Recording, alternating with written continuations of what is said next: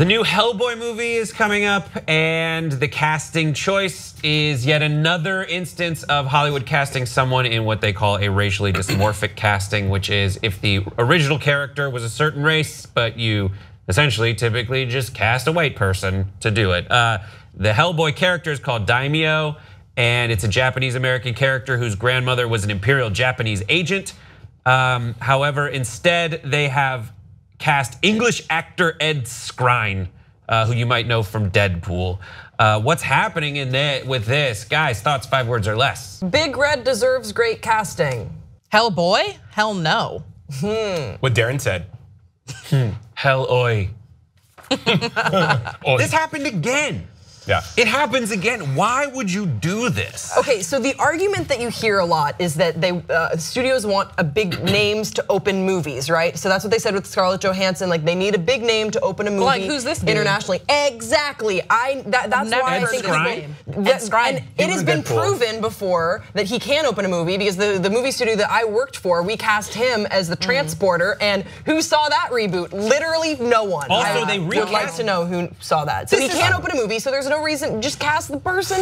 This guy was Dario Naharis in Game of Thrones for like 5 seconds. They replaced him and no one really noticed. Oh, it's like the Ed Sheeran cameo. And he left to go do movies. It doesn't make sense. And so another point is there have been 18 major studio films that prominently feature racially dysmorphic casting over the past decade.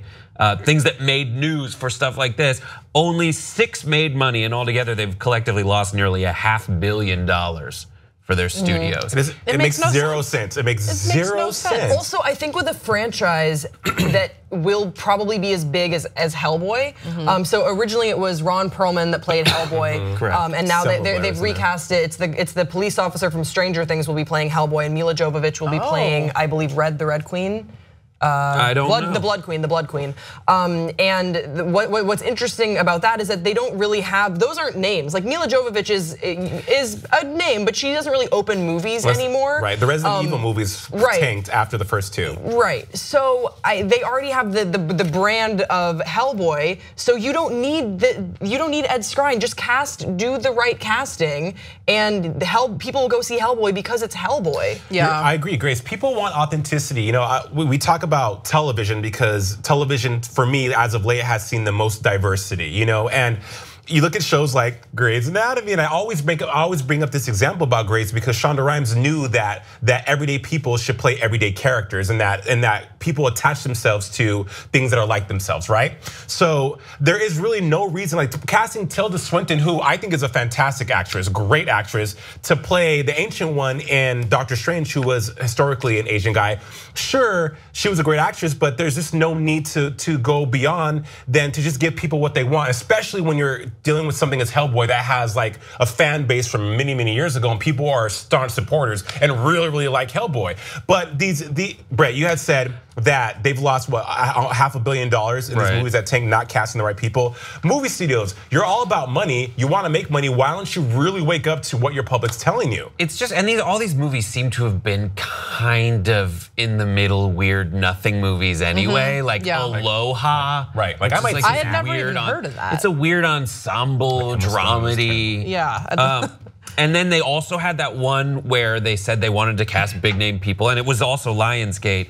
It was the Gods of Egypt, and they cast, Nikolai whatever from Game of Thrones. Christian Bale's in that too, who's not like a real, and then Gerard Butler, who doesn't really open movies the same way that other people do. And this doesn't seem to be a case of another reason folks say they do it, which is if they're being funded by like a large Chinese company and they want to open in China, the Chinese market wants those like conventional white celebrity A-listers. None of that is at work here. It's just one of those things that they weren't paying attention to.